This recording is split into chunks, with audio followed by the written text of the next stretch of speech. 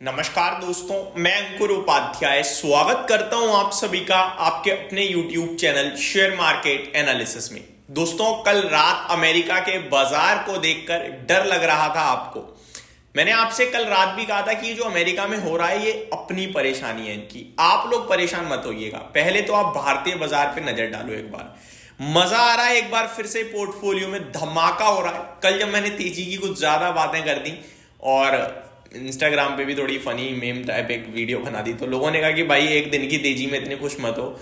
Actually में वो comedy वे में था, वो एक दिन की तेजी वगैरह में खुश नहीं था मैं आपको सिर्फ ये बोलना चाहता हूं, आप इंडिया को एज अ मतलब डेटा अगर आपको रीड करना है, केवल इंडिया पढ़ो थोड़ी देर के लिए। ग्लोबल मार्केट्स मत देखो, इवेंट्स मत देखो, खबरें मत देखो।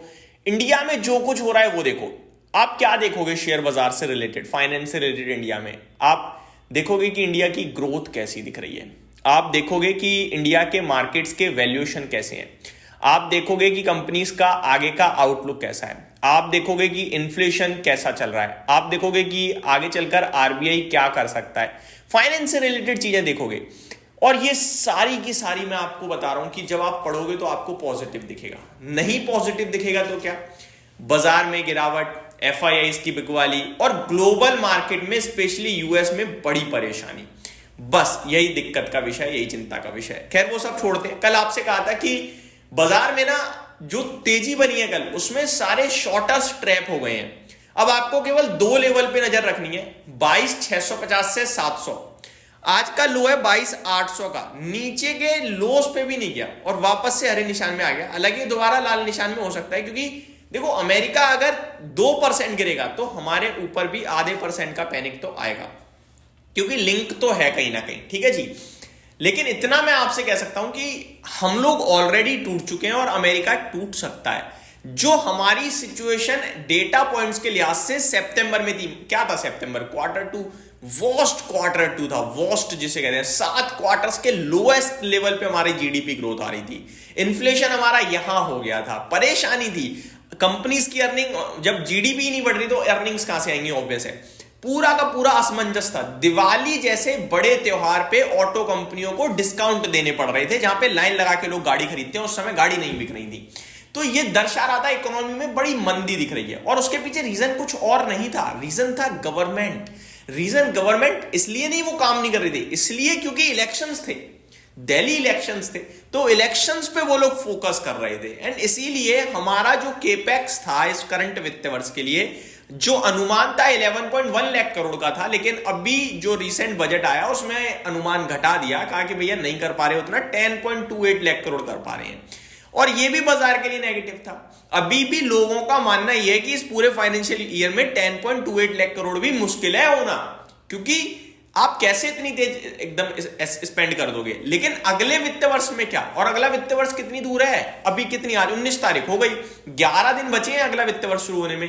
11.2 लाख करोड़ का कैपिटल एक्सपेंडिचर रखा है। हर महीने 1 लाख करोड़ तो सरकार खर्च करेगी, और करेगी इस बार, क्योंकि आपका कोई इलेक्शन नहीं है। इलेक्शन देखो 5 साल में एक बार होता है, तो सरकार ने कहा भैया केपेक्स तो हर साल चलता रहेगा, फोकस थोड़ा यहां कर लो, जीत जाएंगे तो बाद में करते रहेंगे दोबारा, जो कि कोई भी करता आई थिंक।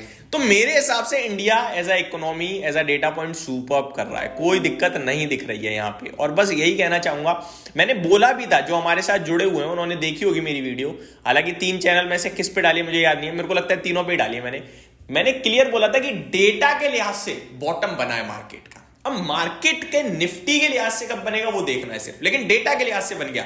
अब Q2 में जो हमारा वर्स्ट परफॉर्मेंस थी वो नहीं आएगी, अभी जो अर्निंग्स थी Q2 में वो नहीं आएंगी, जो इन्फ्लेशन था वो नहीं आएगा, सब इंप्रूव होगा, सब इंप्रूव। तो बॉटम तो बन गया अगर डेटा की बात करें तो। आप देख सकते हो क्या हो रहा है।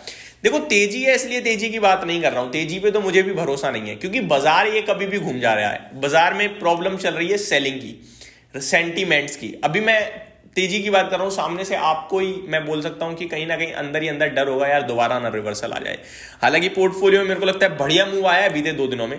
मैं आपके साथ कुछ लेवल शेयर करना चाहूंगा। देखो इस पूरे थर्सडे तक, यानी आज आपका वेंसडे है, कल थर्सडे है, थर्सडे तक, कल तक 22,650 700 की बड़ी इंपॉर्टेंस है। रीजन बीइंग रीजन है आपका जो शॉर्ट करने वाले थे वो 22,700 की कॉल बेच के बैठे थे, फुल्ली ट्रैप्ड है। अब जैसे ही बाजार नीचे आता है वो अपनी पोजीशन कट कर देते हैं तो बाजार वापस ऊपर हो जाता है। तो बेचने वाला जो था वो फंस चुका है इस समय।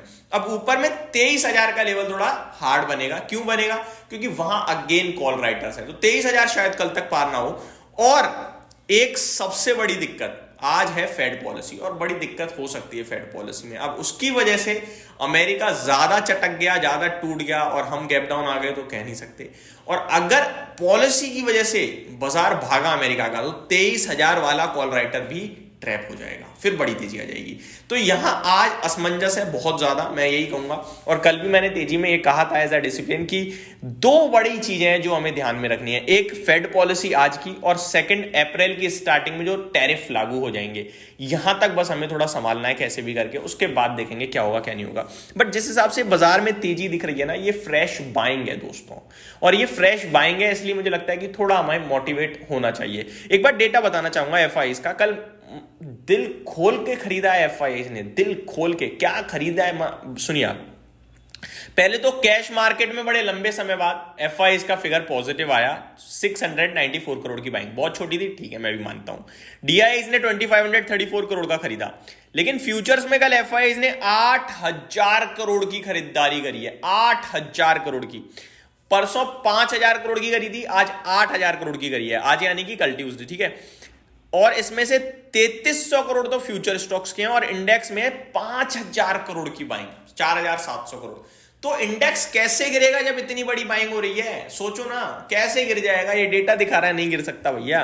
तो ये सारी चीजें थी दोस्तों जिसकी वजह से आज भारतीय बाजार ऊपर दिख रहा है। कल अमेरिका में क्या हुआ है वो सुन लीजिए एक बार। डाउ 260 पॉइंट नीचे, नेस्डेक तो 300 पॉइंट नीचे, 0.2%। तो अमेरिका को देखकर परेशान होकर कोई फायदा नहीं है, वो अभी प्रॉब्लम से निकल रहे हैं भाई साहब, ये मान के चलो आप। थोड़ा सा बात कर लेते हैं स्टॉक सेक्टर स्पेसिफिक। तो आईटी प्रॉब्लम में है, रिपोर्ट आई है इनके ऊपर, अंडरवेट की रेटिंग दे दी है, टारगेट काफी, अंडरवेट की रेटिंग नहीं दी, आई थिंक टारगेट कट करे हैं।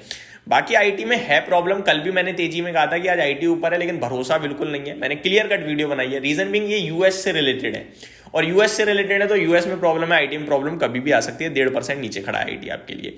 मेटल्स, ये आपसे क्लियर बोल रहा हूं कि सबसे खराब समय चल रहा है इनका, इससे खराब क्या ही होगा। आज फिर लीडर है 1.25% ऊपर। PSU banks, real estate, mid cap, select, energy, media में भी तेजी देखने को मिल रही है। टॉप गेनर में जीआर इंफ्रा 11% ऊपर है, Tanla platform, Mahindra life spaces, techno engineering, I think techno electric है ये, इलेक्ट्रिक एंड इंजीनियरिंग है, एनएसएल निज्म। गिरावट में आपके आईटी से मास्टेक है, गॉडफ्रे फिलिप्स है, फिनोएक्स लिमिटेड है, क्राफ्टमैन ऑटोमेशन है, 361 वेल्थ है। ये कुछ स्टॉक्स हैं जो टूटते हुए दिख रहे हैं। निफ्टी की बात करें तो लगभग 18 शेयर्स नेगेटिव है। टॉप 5 लूजर्स के नाम बताता हूं। TCS, Infosys, tech Mahindra, HCL tech, 4 आपके आईटी से हैं, देन फार्मा से सन फार्मा।